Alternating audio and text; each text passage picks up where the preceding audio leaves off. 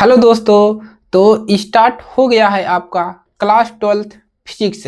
ठीक है, class 12th physics की क्लासेस अब आपको डेली मिलेंगी और शुरुआती हो गया है, आगमन हो गया है 2027 बोर्ड की। ठीक है, तो यहाँ पर पहला चैप्टर हम स्टार्ट करेंगे, वैद्युत आवेश तथा क्षेत्र। ठीक है, तो इसमें को हम अच्छे से समझेंगे, तो दोस्तों के पास शेयर कर दीजिएगा। ठीक है, और हमारे चैनल के साथ आप जुड़ जाइए, क्योंकि इस पे आपको गणित भी पढ़ने को मिल जाएगा और फिजिक्स भी आपको यहाँ पर आपका अध्ययन हो जाएगा।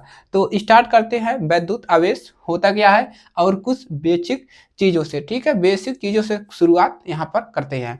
तो पहले से हम बात करते हैं कि वैद्युत आवेश होता क्या है। तो आप लोगों ने कक्षा 11 में भी पढ़ा होगा, 10 में भी आप पढ़ाई करके आए होंगे, तो इसके बारे में आप ज़्यादा कुछ जान रहे होंगे। तो देखिए आवेश होता क्या है। देखिए आवेश क्या होता है, वैद्युत प्रवाह की दर को, जो वैद्युत जितने परसेंट में करंट यानी कि जो लाइन होता है वो जाता है, उसी को क्या कहा जाता है, वैद्युत आवेश कहा जाता है। ठीक है, तो वैद्युत आवेश जो होता है वो जो जो क्या होता है, धारा जो होता है, मतलब जो लाइन जाता है तारों में, वह आवेशों के रूप में प्रवाहित होता है। अब हमको उसी को पढ़ना है, उसी के आवेश के बारे में पढ़ना है। ठीक है, प्लस माइनस आवेश क्या होता है और उसमें कितने क्षेत्र वह अपना कवर करता है, इन सभी के बारे में अध्ययन करेंगे। तो सबसे पहले स्टार्ट करते हैं स्थिर वैद्युत की। ठीक है, मतलब जो स्थित रहते हैं, मतलब एक जगह पर स्थिर रहते हैं, इसके बारे में चर्चा करते हैं, स्थिर वैद्युत की। ठीक है, तो इसका परिभाषा भी लिखवाएंगे साथ साथ में, और छोटा छोटा परिभाषा हम यहाँ पर सीखने वाले हैं। ठीक है, तो स्थिर आवेशों द्वारा उत्पन्न, जो स्थिर आवेशों के आवेश से उत्पन्न होता है उसको क्या बोला जाता है, स्थिर वैद्युति। ठीक है, तो इसका परिभाषा लिख लेंगे, स्थिर आवेशों द्वारा उत्पन्न बलों। ठीक है, तो यहाँ पर क्या लिखेंगे, स्थिर आवेशों द्वारा उत्पन्न बलों बलों क्षेत्रों बलों क्षेत्रों का अध्ययन किया जाता है। ठीक है, अध्ययन, तो इसमें हम क्या अध्ययन करते हैं, तो स्थिर आवेशों द्वारा उत्पन्न, स्थिर आवेश से कैसे आवेश उत्पन्न होता है, बलों क्षेत्रों का अध्ययन इसमें किया जाता है। ठीक है, चलिए अब इसकी इतिहास क्या है। इसका इतिहास देखिए दोस्तों, इसका जो इतिहास है वह 600 ईसा पूर्व है, और इसका खोज किसने किया था इसको भी बताएंगे। ठीक है, तो इसके इतिहास के बारे में थोड़ा सा लिख लेते हैं कि इसका इतिहास क्या है। तो इतिहास इसका यही है, इसका इतिहास अगर हम लिखें, इतिहास की बात करें तो इसका इतिहास जो है वो 600 ईसा पूर्व है, 600 ईसा पूर्व। ठीक है, 600 ईसा इसका इतिहास पूर्व है, और इसकी खोज किसने किया था, बात करें इसकी खोज। ठीक है, तो इसकी खोज जो किसने किया था, अगर किसी को है पता तो वह कमेंट में अपनी राय दे सकता है। ठीक है, इसकी खोज किसने किया था, थेल्स ने, एक थेल्स नाम के वैज्ञानिक थे, उन्होंने किया था, थेल्स जी ने। ठीक है, थेल्स जी ने, तो इसकी खोज किसने किया था, इसकी खोज किए थे थेल्स जी ने। आपको समझ में आया, स्थिर वैद्युति क्या है, एकदम क्लियर है। आगे बढ़ते हैं, चलिए अब इसका प्रयोग कहाँ पर होगा, इसका प्रयोग देखिए होगा क्या, आइए देखते हैं। तो इसमें आप क्या लिखेंगे, प्रयोग। ठीक है, प्रयोग, इसका प्रयोग कहाँ करेंगे, स्थिर वैद्युति का प्रयोग कहाँ पर करेंगे। आप लोगों ने बचपन में अक्सर जो होता है रेशम के कांच को यानी कि पेन को अपने बालों में रगड़ा होगा, कपड़ों पे रगड़ा होगा, स्थिर मतलब ये स्थिर है, इसको ऐसे रगड़े होंगे, तो इसका प्रयोग यहीं पर होता है। आइए आपको एग्जाम्पल से समझाते हैं। ठीक है, तो चलिए, तो होता क्या है, देखिए यहाँ पर ऊन या रेशम की वस्तुओं पर अगर आप एम्बर को, जैसे प्लास्टिक हो गया, कोई ऊन या रेशम की वस्तुओं पर अगर आप रगड़ते हैं तो हल्की वस्तु को क्या करता है, वह अपनी ओर आकर्षित करने लगता है। ठीक है, अगर मान लीजिए हम इसको काफी देर तक यहाँ पर रगड़ रहे हैं और किसी हल्की वस्तु के पास ले जाए, जैसे धूल हो गया, छोटे छोटे कागज के टुकड़े हो गए, तो उसको अपनी तरफ क्या करता है, आकर्षित कर लेता है। तो यही होता है स्थिर वैद्युति का उपयोग। ठीक है, आइए इसको लिखते हैं, ऊन या रेशम वस्त्र को से, लिख लीजिए ऊन, याद रहेगा। ठीक है, ऊन या रेशम की वस्तुओं, ऊन या रेशम की वस्तुओं से रगड़ने पर, ऊन या रेशम की वस्तुओं, रेशमी वस्त्र से रगड़ने पर, ऊन या रेशम की वस्तुओं से रगड़ने पर, वस्तुओं से रगड़ने पर, रगड़ने पर क्या करता है, आकर्षित, आकर्षित क्या करने लगता है, आकर्षित करने लगता है, ठीक है। आकर्षित एम्बर हल्की वस्तुओं को यहाँ पर लिख लीजिए हल्की वस्तु रगड़ने पर, यहाँ पर आप लिख लीजिए हल्की वस्तु ताकि आपको अच्छे समझ में आएगा। हल्की वस्तु को क्या करता है, आकर्षित करने लगता है। एम्बर, यहाँ पर एम्बर की बात आते हैं तो प्लास्टिक भी ले सकते हैं, ठीक है, कोई दिक्कत यहाँ पर नहीं है, ठीक है। हल्की वस्तुओं को आकर्षित कर लेता है। तो ये हो गया आपका स्थिर वैद्युकी। तो इसका इतिहास आपने देखा, इसकी खोज किसने किया था, थेल्स जी ने। इतिहास क्या है, 600 ईसा पूर्व है और स्थित आवेशों को द्वारा उत्पन्न बलों क्षेत्रों का इसमें अध्ययन किया जाता है, ठीक है। और इसका प्रयोग कहाँ पर होता है, ऊन या रेशम की वस्तुओं से रगड़ने पर हल्की वस्तु को आकर्षित कर लेता है, एम्बर होता है जो, ठीक है। आइए आगे बढ़ते हैं। अब हम पढ़ेंगे आवेश के प्रकार। आवेश कितने प्रकार के होते हैं, आप लोगों ने क्लास 11 में भी पढ़ लिया होगा कि आवेश 2 प्रकार का होता है, एक धनावेश एक ऋणावेश। इसी को हम थोड़ा यहाँ पर चर्चा करेंगे, ठीक है। चलिए, तो इन सभी चीज़ों को चर्चा करते चलेंगे ताकि हमको चैप्टर में आगे पढ़ते समय कोई भी संभावना या कोई भी समस्या ना करना पड़े, ठीक है। आइए अब पढ़ते हैं आवेश के प्रकार।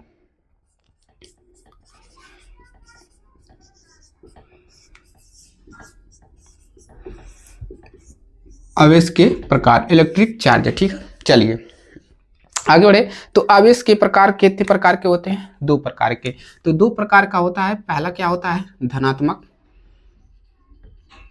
धनात्मक आवेश होता है, ठीक है। धनात्मक आवेश आपका होता है और एक आपका होता है ऋणात्मक, ठीक है,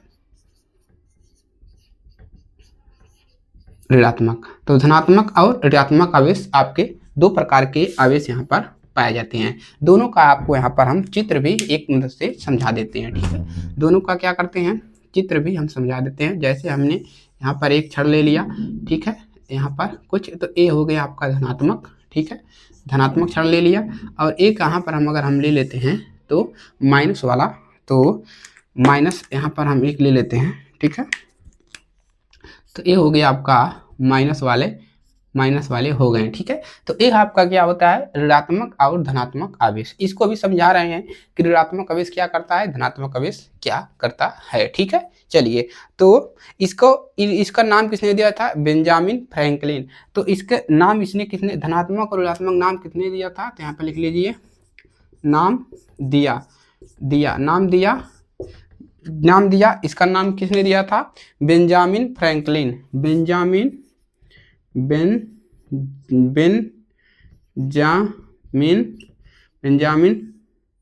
क्या लिख रहे हैं, बेंजामिन फ्रैंकलिन। तो इसकी खोज, मतलब खोज या कह सकते हैं कि इन्होंने बेंजामिन फ्रैंकलिन जी ने धनात्मक और ऋणात्मक नाम दिया था, ठीक है। इसमें हो गया, क्लियर है। चलिए, तो अब बात करते हैं यहाँ पर मूल नियम इसका क्या है, ठीक है। मूल नियम इसका क्या होगा, मूल नियम, ठीक है, मूल नियम। तो प्रतिकर्षण क्या होगा, आइए समझते हैं। प्रतिकर्षण आप लोगों ने सीखा होगा, प्रतिकर्षण क्या होते हैं। तो प्रतिकर्षण के बारे में आप लोगों ने सीखा होगा, एक प्रतिकर्षण होता है और एक आकर्षण होता है, आकर्षण, ठीक है, आकर्षण, प्रतिकर्षण और आकर्षण, या कह सकते हैं आकर्षण और प्रतिकर्षण, ठीक है। आइए देखते हैं। तो यहाँ पर देखिए, तो प्रतिकर्षण क्या होता है, तो प्रतिकर्षण में क्या होता है, प्रतिकर्षण आप लोग लिख लीजिए, प्रतिकर्षण में होता है सजाती आवेश होते हैं। कैसे आवेश होते हैं, सजाती आवेश, ठीक है, सजाती आवेश। प्रतिकर्षण में होता क्या है कि प्रतिकर्षण में ये होता है, जैसे 2 प्रकार के आवेश होते हैं, प्लस और माइनस। अब होगा क्या, प्रतिकर्षण कब होगा, जब देखिए यहाँ पर एक प्लस वाला है, अगर हम एक प्लस वाले को और ला दें इसके पास, ठीक है, ऐसे एक प्लस आवेश और ला दें, आवेश, ठीक है, 2 प्लस आवेश ले लिए, जैसे जो चुंबक लेते हो ना, अगर उसको विपरीत साइड से उसको आपस में जोड़ते हो तो एक दूसरे के क्या होते हैं, दूर भागते हैं। तो प्रतिकर्षण का मतलब होता है कि आवेश जो होगा एक दूसरे को दूर भागेगा, मतलब धक्का देगा, ऐसे कहेंगे आप, ठीक है। तो यहाँ पर ये दोनों क्या हो गई, एक दूसरे के दूर भागेंगे। और आकर्षण क्या होता है कि आकर्षण मतलब अपनी तरफ खींच ले, आकर्षण मतलब अपनी तरफ खींच ले, जैसे चुंबक होता है लोहे को अपनी तरफ खींच लेता है। तो इसका मतलब ये होता है प्रतिकर्षण। आकर्षण का मतलब आपको मैंने समझा दिया, जैसे इन दोनों को आपस में क्लिक हो जाएंगे। क्लियर है? चलिए, तो विजातीय आवेश, तो विजातीय आवेश क्या करते हैं? आकर्षण करते हैं। यहाँ पर लिख लीजिए विजातीय आवेश। यहाँ तक क्लियर हुआ? यहाँ तक क्लियर हुआ? कोई समस्या? तो प्रतिकर्षण क्या होता है? एक दूसरे क्या होता है? वस्तुएं दूर भागती हैं। आकर्षण मतलब होता है आकर्षित करती हैं, अपनी तरफ खींचती हैं। तो यहाँ तक क्लियर हो गया। आगे बढ़ें। अब इसका प्रयोग कहाँ पर होगा? प्रयोग भी यहीं पर बता देते हैं, ठीक है। जैसे हो गया रेशम छड़, रेशम रेशम रेशम के वस्तु ले लीजिए, ठीक है।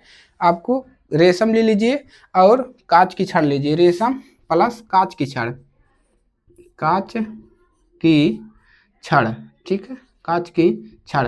तो यहाँ पर क्या होगा? अगर हम रेशम लेते हैं और कांच की छड़ को, रेशम को क्रिया करवाते हैं, इससे रेशम हो गया। मान लीजिए कांच की छड़ है, तो इसको आपस में रगड़ने पर क्या होगा, क्या रिजल्ट मिलेगा? देखिए इसी के बारे में यहाँ पर बात करेंगे।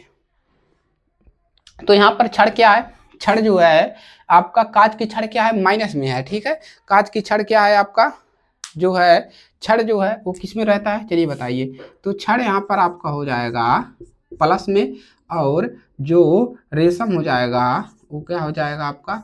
रेशम हो जाएगा आपका माइनस में, ठीक है। तो इसको आप लोग लिख लीजिए, ठीक है। अगर हम देखिए प्लास्टिक, तो प्लास्टिक की छड़ हो गया। देखिए यहाँ पर क्या मिला? छड़ जो है प्लस है और रेशम जो है माइनस है। तो यहाँ पर क्या होगा? यहाँ पर आपका होगा आकर्षण होगा। क्या होगा? आकर्षण होगा। प्रतिकर्षण कब हो जाएगा? प्रतिकर्षण अभी आपको समझने की कोशिश नहीं है, इसको छोड़िए, ठीक है। तो इतना आप लोग प्रयोग में लिख सकते हैं, कोई दिक्कत किसी को? कोई दिक्कत नहीं होनी चाहिए, ठीक है। तो प्लास्टिक की छड़ प्लस बिल्ली की खाल। अगर हम प्लास्टिक की छड़ लेते हैं और बिल्ली की छाल लेते हैं, बिल्ली की खाल है जो मतलब ऊपर का चमड़ा होता है, तो अगर उसको क्रिया करवाते मतलब रगड़ते हैं, तो हमको आवेश माइनस में मिलेगा। किस में मिलेगा? आवेश माइनस में मिलेगा। तो इसको भी आप लिख सकते हैं, इससे उतने कोई दिक्कत नहीं है। इतना आप लोग लिख लीजिए यहाँ पर, ठीक है। अब हम पढ़ेंगे आवेश संसूचन व पदार्थ, ठीक है। आवेश संसूचन व पदार्थ थोड़ी यहाँ पर चर्चा कर लेते हैं, ठीक है। तो यहाँ पर हेडिंग डालेंगे आप लोग आवेश संसूचन व पदार्थ है। अगला क्या लिखेंगे? आवेश संसूचन, आवेश संसूचन पदार्थ, ठीक है। ये क्या होते हैं? तो इसको हम समझेंगे आवेश संसूचन पदार्थ। बेसिक चीजें अभी आपका चल रहा है, आगे एडवांस चीजें आपको आते रहेंगे, ठीक है। तो सौर पत्र विद्युत दर्शी, सौर पत्र विद्युत दर्शी क्या होता है वो चलिए आइए देखते हैं। स्वर्ण पत्र, यहाँ पर क्या अच्छी बात हो रही है? स्वर्ण पत्र विद्युत दर्शी, विद्युत दर्शी ये क्या होता है जी? इसको देखते हैं, ये क्या है? ये कैसा नाम है? स्वर्ण पत्र विद्युत दर्शी। इसका प्रयोग कहाँ पर होता है? तो इसका प्रयोग हम लिखेंगे प्रयोग, ठीक है। तो इसका प्रयोग हम कहाँ पर करेंगे? स्वर्ण पत्र विद्युत दर्शी का प्रयोग हम कहाँ करेंगे? क्या लगाने के लिए करेंगे? ठीक है। तो इसका उपयोग हम कहाँ पर करते हैं? आवेश की पता लगाने में, ठीक है। आवेश का पता लगाने में, पता लगाने में। अब आपसे अगर कोई पूछ लेता है कि आवेश का पता लगाने में हम किसका प्रयोग करते हैं, तो स्वर्ण पत्र विद्युत दर्शी का प्रयोग किया जाता है। तो यहां तक आपका क्लियर हो गया, ठीक है।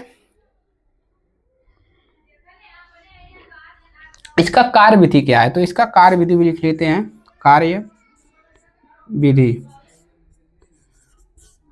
ठीक है। कार्य विधि इसकी समझते हैं। तो इसके कार्य विधि कुछ ऐसा है, ठीक है। तो आवेशित वस्तु छूने पर सोने की पत्तियां प्रतिकर्षण के कारण फैल जाती है। आवेशित वस्तु, जो आवेशित वस्तु होती है उसको अगर छूने पर, अगर उसको छूते हैं तो उसकी पत्तियां जो होती है वो फैल जाती है। जैसे उसकी पत्तियां क्या होती हैं? फैल जाती है।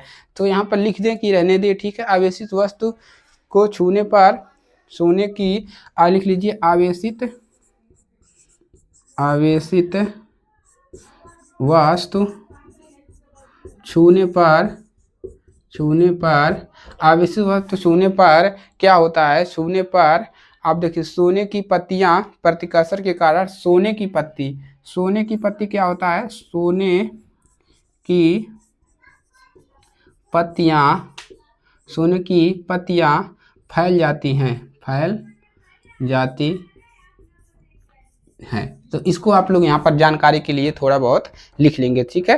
पत्तियां प्रतिकर्षण, यहाँ पर सोने की प्रतिकर्षण लिख लीजिए, प्रतिकर्षण प्रतिकर्षण से प्रतिकर्षण से प्रतिकर्षण से मतलब आवेशित अगर कोई वस्तु है उसको अगर छूने से, क्या लिखे हैं भाई, छूने है ना, छूने से, छूने लिख दिए हैं आप लोग भी नहीं ध्यान, छूने पर प्रतिकर्षण से सोने की वह पत्तियां जो है फैल जाती है, ठीक है। प्रतिकर्षण मतलब क्या होता है, एक दूसरे के दूर भागती हैं, क्लियर है।